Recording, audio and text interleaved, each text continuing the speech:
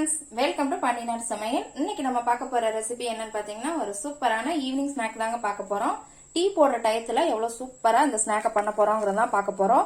ஒரு கப் கோதுமை மாவு தாங்க அவ்வளவு டேஸ்டியான இந்த ஸ்நாக்கை பண்ண போறோம் இன்னைக்கு. வாங்க எப்படி ப்ரிப்பேர் பண்ணலாம்ங்கறத பாத்துடலாம். வீடியோவை ஸ்கிப் பண்ணாம பாருங்க. புதுசா பாக்குறவங்க இந்த சேனலை சப்ஸ்கிரைப் பண்ணிட்டு பாருங்க. அப்படியே பக்கத்துல இருக்க பெல் ஐக்கான் பட்டனையும் அமுக்குங்க. அப்பதான் நான் போடுற வீடியோஸ் எல்லாம் உங்களுக்கு நோட்டிபிகேஷன்ல வரும்.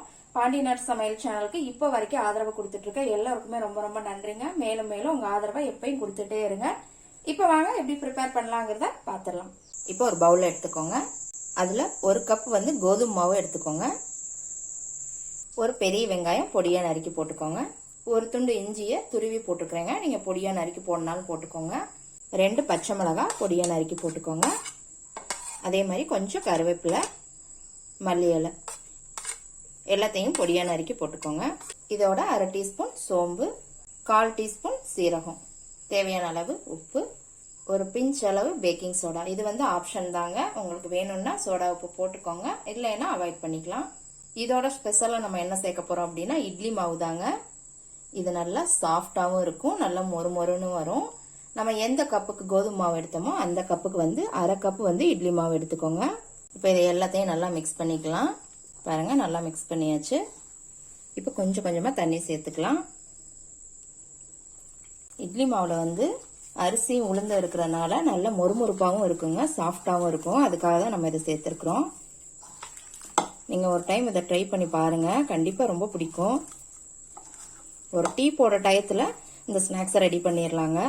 பாருங்க, நல்லா மிக்ஸ் பண்ணியாச்சு. மாவு பதம் இந்த அளவுக்கு இருக்கணுங்க. ரொம்ப டைட்டாவும் இல்லாம ரொம்ப தண்ணியாவும் இல்லாம இருக்கணும். அவ்வளவுதாங்க. இப்ப மாவு ரெடி ஆயிடுச்சு. இப்போ ஒரு கடாயில எண்ணெய் ஊத்தி வச்சிருக்கிறேங்க. மீடியம் ஃப்ளேம்ல வச்சு ஹீட் பண்ணிக்கோங்க. எண்ணெய் இப்ப சூடாயிடுச்சுங்க.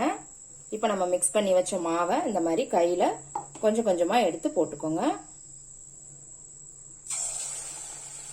உங்களுக்கு கையில போட வரல அப்படின்னா நீங்க ஒரு கரண்டி கூட யூஸ் பண்ணிக்கலாம்.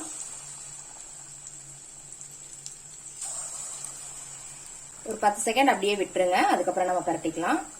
இப்ப பரட்டி விட்டுக்கோங்க.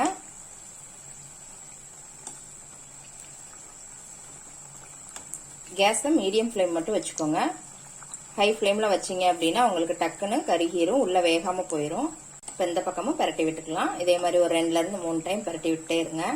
10 நிமிஷம் தான் ஆகுங்க, ரொம்ப நேரம் ஆகாது. நீங்க ஈவினிங் டீ போடுற டயத்திலேயே இதை டக்குன்னு செஞ்சிடலாம். சுட சுட டீயும் சுட சுட இந்த ஸ்நாக்ஸையும் வச்சு சாப்பிடும் போது அவ்வளோ டேஸ்டா இருக்கும். என்ஜாய் பண்ணி சாப்பிடுவீங்க. இது எல்லாமே நம்ம வீட்டில் இருக்கக்கூடிய பொருளை வச்சுதான் டக்குன்னு செஞ்சிருக்கிறோம். பாருங்க, 2-3 டைம் நல்லா பரட்டி விட்டாச்சுங்க. நுரையெல்லாம் அடங்க ஆரம்பிச்சிருச்சு. இப்ப நம்ம எடுத்துடலாம். பாருங்க, பாக்குறதுக்கே சூப்பரா இருக்குது. இந்த ஸ்நாக்ஸ் ரெசிபியை கண்டிப்பா செஞ்சு பாருங்க. செஞ்சு பார்த்துட்டு எப்படி இருக்குன்னு கமெண்ட்ல உங்க ஃபீட்பேக் கொடுங்க. லைக் பண்ணுங்க, ஷேர் பண்ணுங்க, சப்ஸ்கிரைப் பண்ணுங்க. கூடவே பெல் ஐக்கான் பட்டனை அமுக்குங்க. மறுபடியும் வேற ஒரு ரெசிபியோட சந்திக்கலாம் ஃப்ரெண்ட்ஸ். அன்போடு சமைத்து ஆனந்தமாய் உண்டு இன்பமாய் வாழுங்கள். வாழ்க வளமுடன்.